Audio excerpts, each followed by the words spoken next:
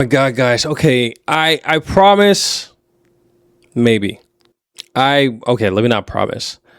This is going to be the last video today, just to continue with the point that I'm making and the information that we're getting as far as AI goes and technology and the workforce and the future of not even just America, but the world. So let's go ahead and jump into this video and see what they're talking about.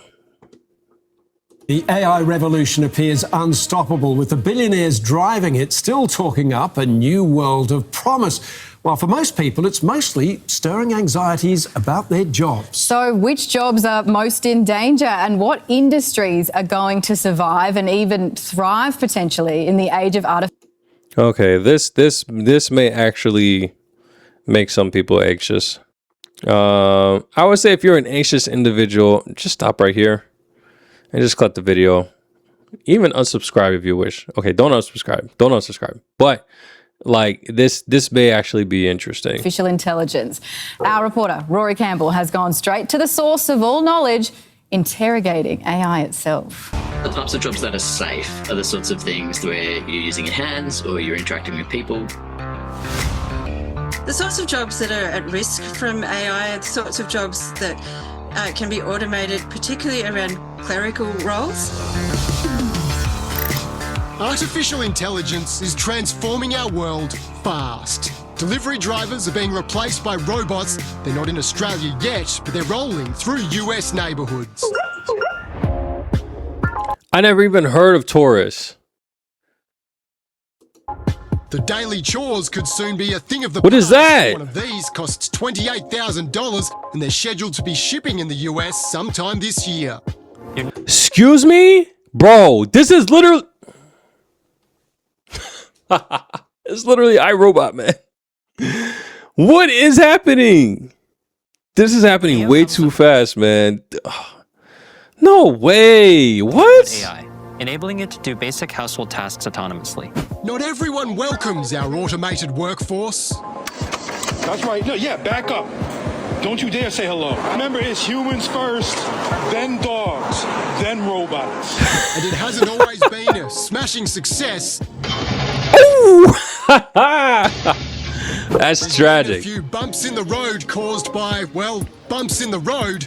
Many are predicting major challenges with the AI revolution. Artificial it's only gonna take time, bro. Needs to be disarmed. Within 5 years, we could be facing 15% unemployment in Australia. Government departments are running modelling to work out what's coming next.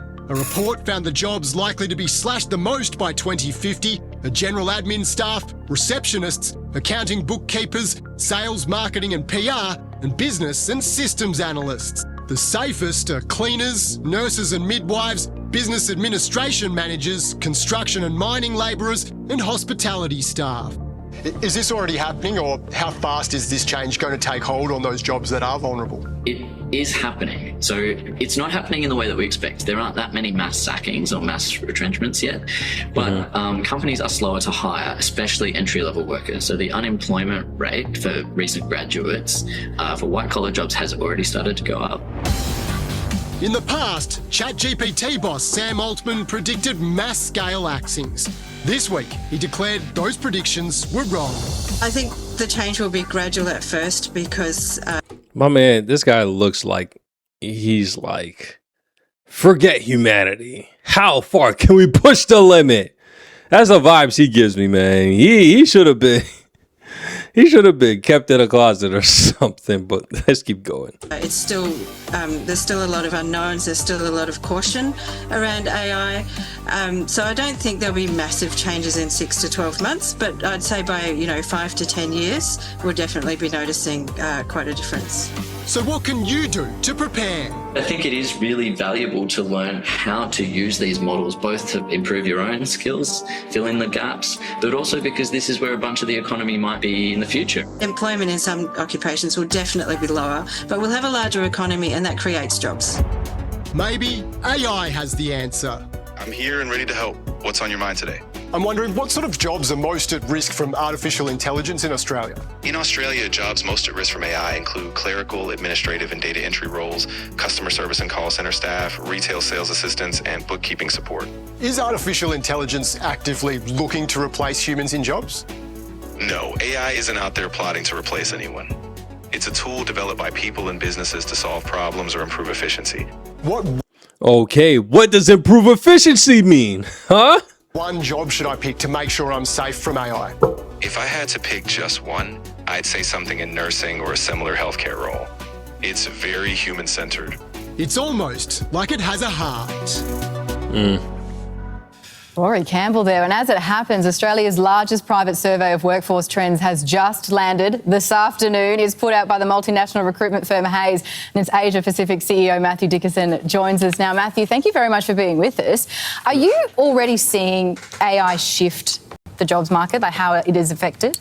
Gradually, and I think Sam Altman said it earlier in the week at the CBA conference that the change isn't happening as fast as people thought it would be, and we're only seeing it gradually in some roles. It's including AI, but people are increasingly looking for critical thinking, problem-solving, human capability in the roles that they're sourcing for.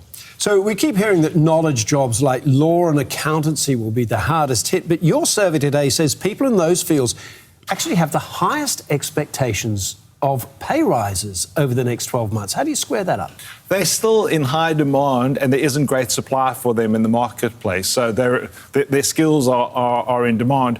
Also, you've got to think about it. They're ultimately accountable for signing off on whatever the decision is. AI isn't making the decision. They're helping you make a better decision, but it's not signing it off. And so that demand still remains within the marketplace because they're critically thinking about what the answer to the problem is.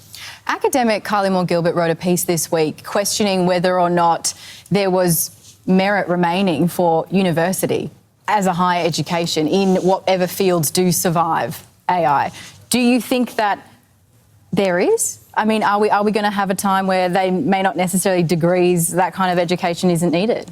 I think there still is a need for university education. I think there's a need for education because AI can produce slop. And you need to know when it's telling you something that's incorrect. And so the critical thinking and understanding from an educational perspective of knowing what's right and what's wrong, what questions you need to ask to actually get the best out of it is going to set you apart versus those people that go, I don't need an education, I'll just rely on AI. They're going to rely on slop. Now, your survey also shows that more than 80% of employers say they can't find the staff, the skills that they're looking for, and yet nearly half of the working population, their wages in real terms are going backwards. Yes. How do you square those two things up? I think what we're seeing, you and I, we look at wage rates and we think, oh, it's gone up on average this, but actually it's become way more targeted and specific and targeted on pay, targeted on progression, targeted on how AI is going to enable people to be better. And so what we're seeing employers do is they're focusing on the areas where there's skill shortages and they're deploying the capital in those areas to raise wage rates. And that's why 2 out of 5 people actually saw their wages going quite far back in the last year. Sure have. All right, Matthew Dickerson, thanks.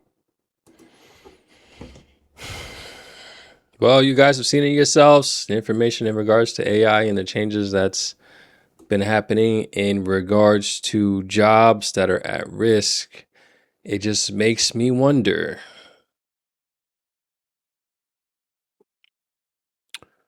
Who allowed this? Who allowed the AI to just get out of control to this extent? To be out here where companies are now saying, yeah, we dropping these jobs because AI is now able to do what we needed it to do. Who allowed for all this to be accessible? Interesting stuff, guys. And like I said, this is probably the last one that I'm going to do in regards to AI. Don't need to bring down the spirits too much, but this is more so to know exactly what's going on, what is out there. Because if you didn't see it here, chances are you may not have seen it. And chances are you may have seen it. I didn't see it, so I figured I'd just share it with everybody else, just like I do with everything else. But y'all let me know in the comment section what y'all think. I'm going to catch y'all next one. Take it easy. Peace.